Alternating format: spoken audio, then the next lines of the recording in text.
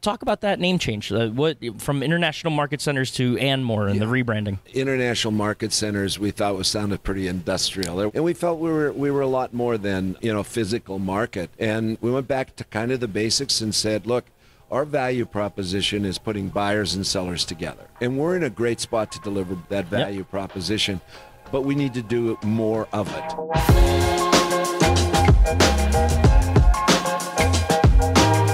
Welcome into the Independent Thinking Podcast. This is your host, Rob Stott. If the voice sounds a little raspy this morning as you're listening to this podcast, it's because we're just coming off of Las Vegas market out in Las Vegas, as the name would suggest, right?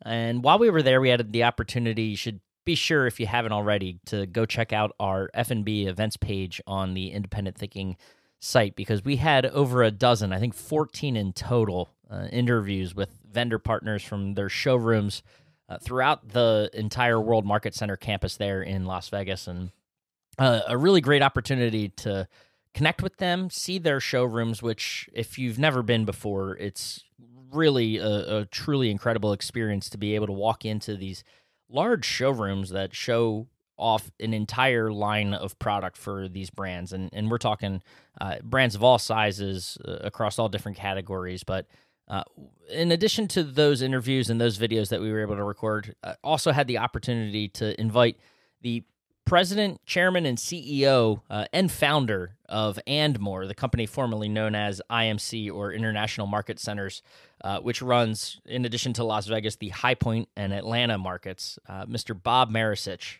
into the nationwide showroom and sit down for a podcast interview. And really appreciate his time taking it. I know he's a very busy man. To be able to come into our showroom is something that we didn't take lightly, and appreciate the fact that he put us on his schedule, but also just an incredible opportunity for us to hear from him and ask some questions about market and what he's seeing at market this winter, at the end of January, as we sat there for this interview. And really for the furniture and bedding industries in general, kind of the trends he's seeing, and pick his brain on all sorts of stuff. So a really great opportunity, and was looking forward to it in the run-up to market, and post-interview have been looking forward to sharing this podcast with you all as well. So let's dive into it. This is Bob Maricich, the president, CEO, and chairman of ANDMORE here on the Independent Thinking Podcast.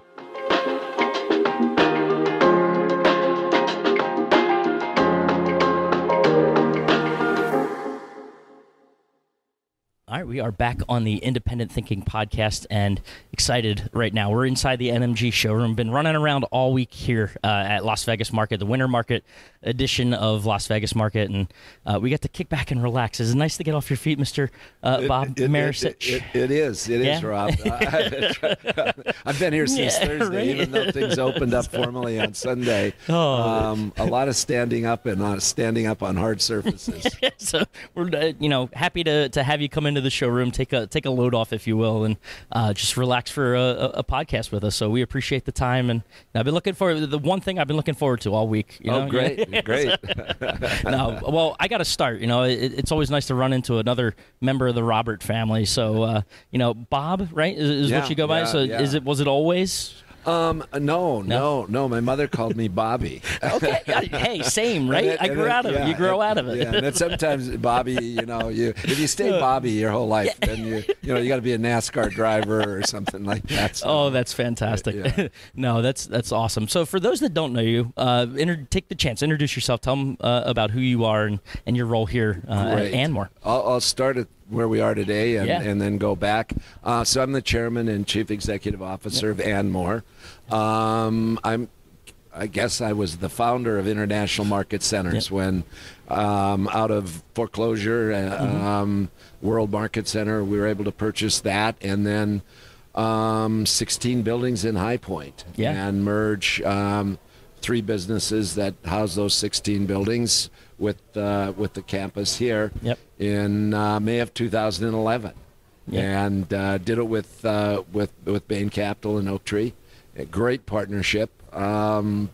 After 5 years, 2018, Blackstone bought their interests and real shortly thereafter, we purchased America's Mart in Atlanta. Yep. Overnight, 70% bigger. Yeah, it's incredible. Very different background than that, though. Yeah. I spent, other than my early years at Texaco and a veneer company, I spent almost 30 years, maybe even a little more, in manufacturing. And I was the CEO of American of Barnesville. Yep. At the time, it was the largest manufacturer of furniture for the hotel industry, American Drew. Then I spent 11 years at Century Furniture as CEO, and great 11 years. Just a wonderful time, wonderful company, wonderful culture.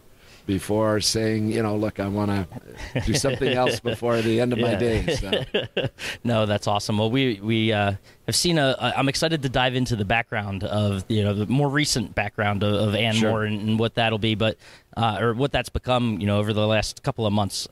Before we do that, we're sitting here at Market. What's kind of what's the vibe you're getting walking around this show? Interestingly, edition? Rob, we last week we had our largest show of all the shows we have. The High Point markets, America's Mart has a couple big gift markets, apparel markets.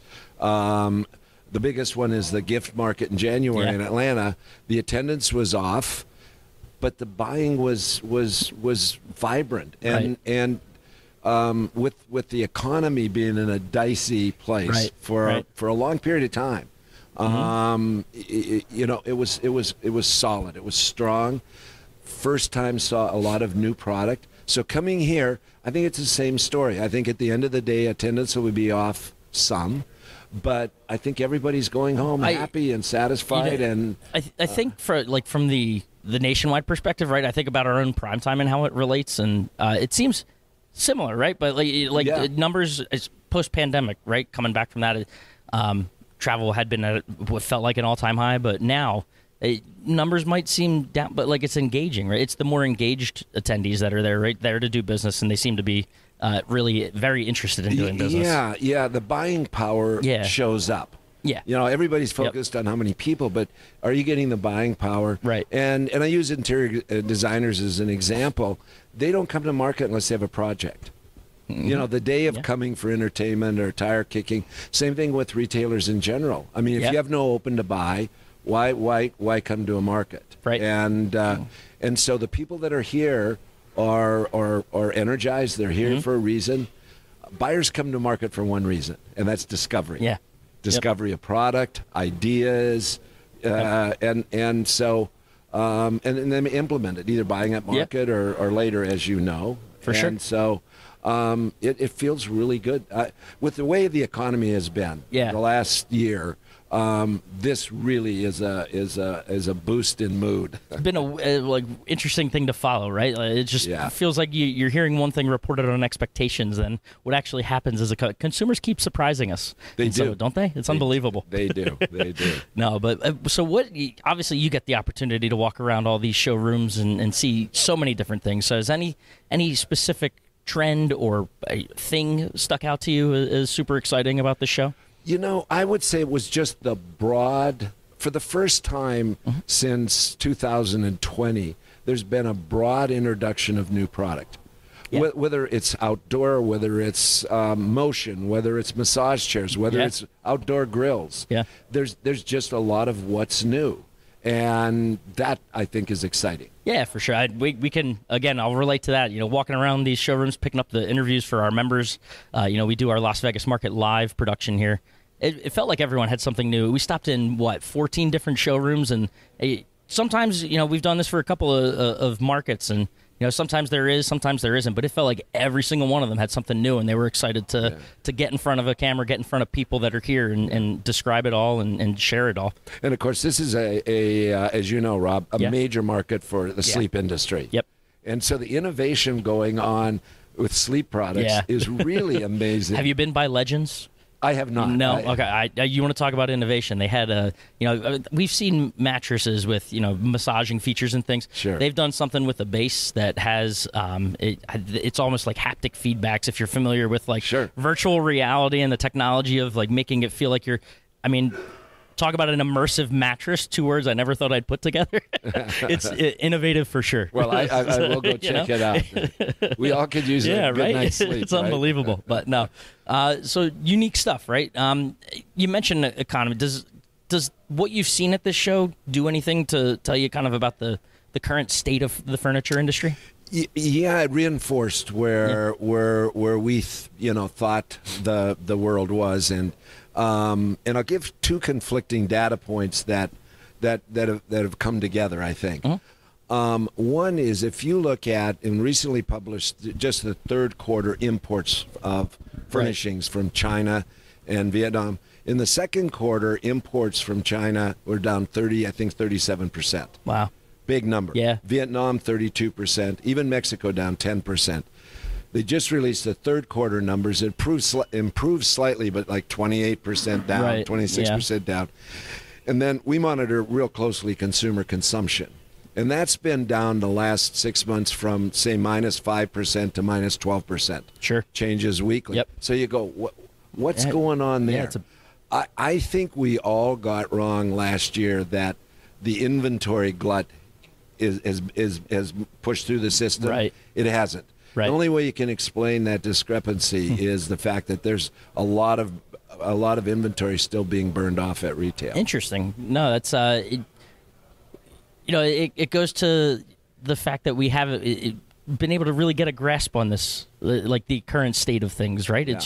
It's hard to follow. You see those conflicting points, and the R word has been floating out there for what feels like 2 years. I don't know. And everybody's been wrong. Everybody's been wrong. So the can keeps getting kicked further. They don't want to be wrong, so they keep kicking the can further down the road. Yeah. But it's again, the consumer hasn't allowed it to happen the way they've been. Yeah. Kind of. And the other thing we see, because we are in the gift business, the home decor business, apparel, and then of course furniture and furnishings, the ticket size makes a difference. The consumer's not out of love with their home. They're still in love with their home. Right. They're just more motivated to buy less expensive products, and you can just see it, like portable lamps and things that are lower ticket, things that can be sold on e-commerce. Bigger ticket items, much more difficult. Yeah. But back to kind of the overall economy, I think we're muddling along at the bottom. I don't think there's no indication things are going to get worse. I think, and last week I had lunch with a small group with Raphael Bostic, who's the Fed governor for the Atlanta district, which includes Florida. And he was pretty adamant that they were not going to, and he was not going to support reducing interest rates till the third quarter. Said they're just not going to make a mistake. Yeah. And the mistake would be to reduce and have to go back up. And you get that yo-yo effect that happened in the double dip recession of the 80s. He says we're still in a post-COVID hangover. Yeah, it makes sense. We're not in a recession.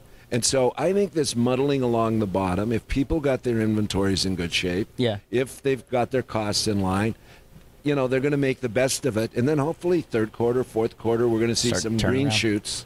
So what's that kind of sounds like it, but is there a message to retailers on how to, I don't even want to call it say weather the storm, so cliche, but just to maybe block out the noise of what they have been hearing and just see success? I'm a great believer in having worked, in various elements of the of the supply chain, if you will. It's pretty basic. You clean up your balance sheet. I think people held on to inventory that's been priced higher when container rates were higher. It's not going to get more valuable. If you can clear out that inventory, take the hit, then, fresh product, great presentation at retail, great outreach to your customers. It works. Yeah, of which there's plenty, right? As we've seen at this market with the new intros. And for whatever, the one thing that stands out across all the showrooms, color. A lot more color than you traditionally see in furniture, and greens and blues and different. I never knew there were so many shades of brown and red. It's unbelievable, but I think that does come out in hard times. You need a little brightness in your life. By the way, brightness. We've had 4 days of sunshine here. It's been incredible, beautiful. Awesome most weather. people want to knock on where's some wood I can knock on. No, I don't think no matter where you are in the country, it's been a rough weather-wise. This is really brightening as well. No, it's been fantastic. Well, I want to change gears a little bit because I want to save some time to talk about ANDMORE, the name and the brand, because good. is this correct? Did it get did you guys rebrand after last Las Vegas market, or is this? We rebranded formally in July. Okay. Of last year. So right around. Then it takes a while, for the signage and the branding and all of that to get through our websites. Right. And, so this market here would be the first Vegas. Anyone at Vegas market, they'd be, see the ANDMORE name, correct? Correct. Yeah. Correct. So talk about that name change. What from International Market Centers to ANDMORE and the rebranding. Well, first of all, International Market Centers we thought sounded pretty industrial. There wasn't anything really motivating or sexy about it, and we felt we were a lot more than a market, physical market. And we went back to kind of the basics and said, look, our value proposition is putting buyers and sellers together. Mm-hmm. The buyers want one thing, discovery. Yeah. The sellers want another thing, which is more up to bats. Mm-hmm. And we're in a great spot to deliver both, that value proposition. But we need to do more of it. Yeah. So it interwoven an omni-channel. You see us restructuring our at-market app, making scan and go registration easier, having a photo curation part of the app where you can log product and we can geofence it so where you are, so you get home, you don't have a bag full of pieces of paper and cut sheets and whatever. And you don't think anyone's going to miss those days? I doubt it. Right. But also we're a very different company. Besides the technology, the omni-channel, attracting workers and retaining workers. We said we're going to do more for each other. Yeah. And we're going to do more for the communities we live in. We're going to do more for the industries that we participate in. And I was flabbergasted when ANDMORE was available. Yeah, right. and then now every time I hear somebody talk about something, and they'll go, ANDMORE. Right. Then it's perfect. I like it. It truly makes sense. The more I was, kind of the same thing, right? You think about everything a market presents opportunity-wise to the people that come here. The kind of what everything boils down to is that it's more than just what happens here, right? It's a lot, so it's perfect. Like everything falls so seamlessly into kind of the new story you're trying to tell. Yeah, Nationwide's part of the more. Yeah, right. Yeah. You guys can be additive to your members, to new members. That's we can do a better job with more transportation, making it easier. All of those sort of things, and it just resonates with people. Absolutely. And you're talking, in the essence and spirit of ANDMORE, we're sitting here during the busiest time on this campus, right? What else, goes on at World Market Center here in Vegas throughout the year? So we have the Las Vegas Design Center, which is a couple floors in Building A, and that's open daily. And so it functions like a design center at the Indy Building in New York, or we own a separate design center in Atlanta, ADAC, beautiful gem of a property. But that's day to day. And then during COVID, we built a 315,000 square foot expo, a convention center. It's not geared really for conventions. It's geared for more trade shows. Right. It's not a venue for meeting space. It's a really inexpensive alternative to the local, the Las Vegas Visitors Convention Bureau, Mandalay Bay, the Sands.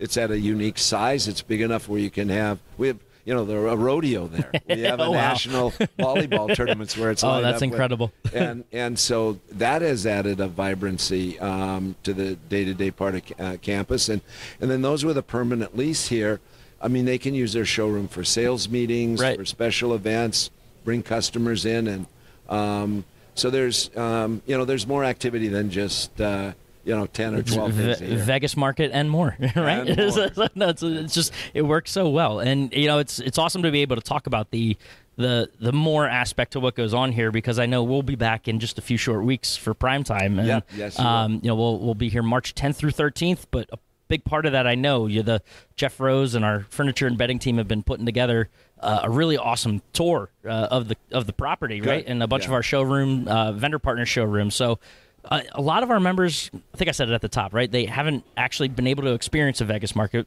and we got prime time coming here. So talk about that, like the opportunity for them to get into this space and see our vendor partners in even the nationwide space, right? In a different light, a different sort of venue than a traditional trade show. What is that? Sure. The benefits of that to them? Well, first of all, you guys are a partner. So right. You got vendor partners, and we're your partner.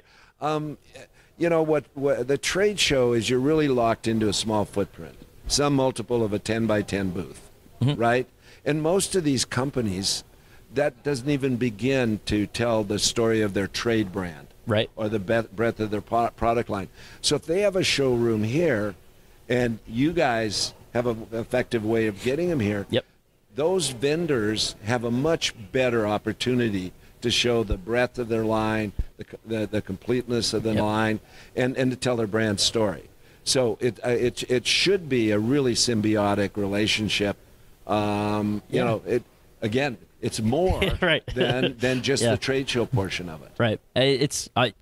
I got to imagine that happens all the time in meetings, you guys talking about it, and it's like, and the name just comes out. You don't even intend for it to happen, right? Right, right. It's so perfect.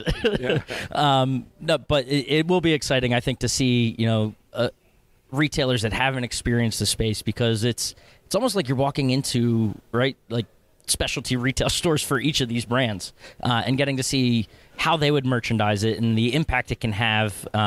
You get some idea. Obviously, you look at the product and learn about the product and what's going on there, but maybe you see something about how one showroom's laid out that like sparks inspiration for what you want to do in your own retail space. So it's so much more than just the product itself that you're coming to see. Well, and there's also the element of cross shopping. So absolutely, it's really interesting in Atlanta, where we have a gift show, and gift encompasses everything from seasonal merchandise to gourmet to top of the table, top of the bed, all of those sort of things, and those people also buy furnishings. It's become more of a lifestyle presentation. Where we're sitting here and I'm looking at outdoor grills, right, outdoor furniture, sleep products, massage chairs, everywhere. Whatever. It's all over. And in that process, a retailer looks and says, you know what, maybe we should have outdoor grills for part of the year, whatever. We had a strange thing happen at the gift shows, as we noticed more and more of the gift buyers were going over to our apparel building. This was like 6-7 years ago. And then all of a sudden we realized, look, gift stores, resort stores are starting to carry non-size clothing. They saw that cross-shopping opportunity to make their store more. See, it applies to more than just the company. No, that's awesome. But yeah, it is. And even for us, I think, walking around, obviously, point to meet with the partners that are part of the Nationwide group and available to our members, but the ability to see so much more and experience different, product categories, and just the way they tell their stories. It's just there's so much to learn here, and even if it is just a snapshot in one evening, to give those retailers that haven't been to this campus the opportunity to walk through the doors of A, B, or C, right, and see what's going on. I'm excited to see sort of what their reactions are on site as it's happening. Well, our goal is they see things, then they say to you, right. you got to be part of Nationwide. Absolutely.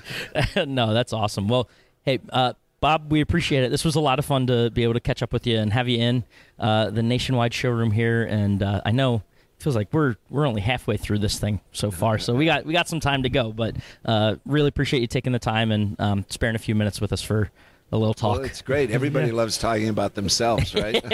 Who doesn't? No. Well, hey, best of luck the rest of this market, and we look forward to catching up again soon. Awesome, Rob. Thank you for having me.